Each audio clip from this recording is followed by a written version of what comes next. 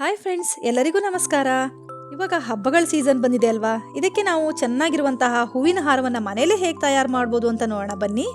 ನಾನಿಲ್ಲಿ ಚೆಂಡು ತೊಗೊಂಡಿದ್ದೀನಿ. ಚೆಂಡುನ ಯಾವ ಥರ ಪೋಣಿಸ್ಬೋದು ಅಂತ ನೋಡ್ಕೊಳ್ಳಿ. ಇದನ್ನು ಈಸಿಯಾಗಿ ನೀವು ಮನೇಲಿ ಹಾರನ ಮಾಡ್ಕೋಬೋದು. ಈಗ ನಾವು ಅಂಗಡಿಗಳಿಗೆ ಹೋಗಿ ತುಂಬ ಬೆಲೆ ಬಾಳುವಂಥ ಹಾರಗಳನ್ನು ತೊಗೊಬರೋದಕ್ಕೆ ತುಂಬ ಕಷ್ಟ ಆಗುತ್ತೆ. ಆದ್ದರಿಂದ ನೀವು ಮನೇಲೇ ಈ ಥರ ಹಾರಗಳನ್ನು ಈಸಿಯಾಗಿ ಪ್ರಿಪೇರ್ ಮಾಡ್ಕೊಳ್ಳಿ. ಇದು ನಾನು ಬರೀ ಚೆಂಡುವಿಂದ ಮಾಡ್ತಾ ಇರೋದು. ಸೂಜಿ ದಾರದಿಂದ ಈ ಥರ ಪೋಣಿಸ್ಕೊಂಡು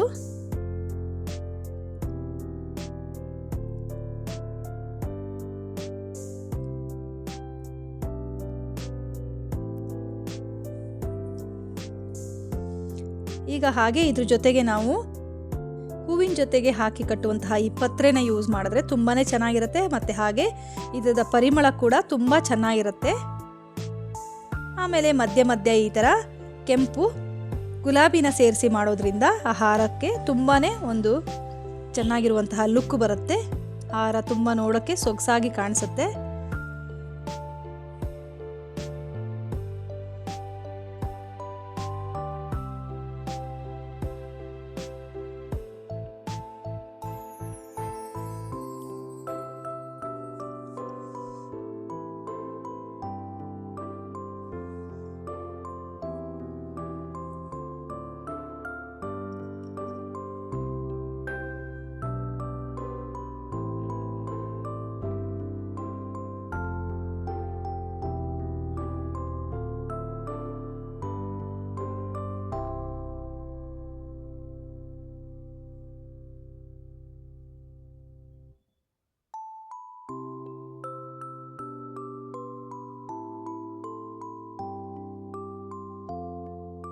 ನೋಡಿ, ಈ ಥರ ಒಂದು ಸೈಡಲ್ಲಿ ಈ ಥರ ಮಾಡ್ಕೊಂಡಿದ್ದೀನಿ.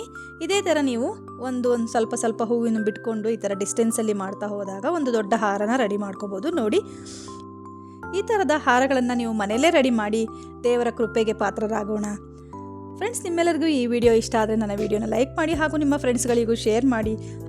ಇಂತಹದ್ದೇ ಸಿಂಪಲ್ ವಿಡಿಯೋಗಾಗಿ ನನ್ನ ಚಾನಲ್ನ ಸಬ್ಸ್ಕ್ರೈಬ್ ಮಾಡ್ಕೊಳ್ಳಿ. Thanks for watching.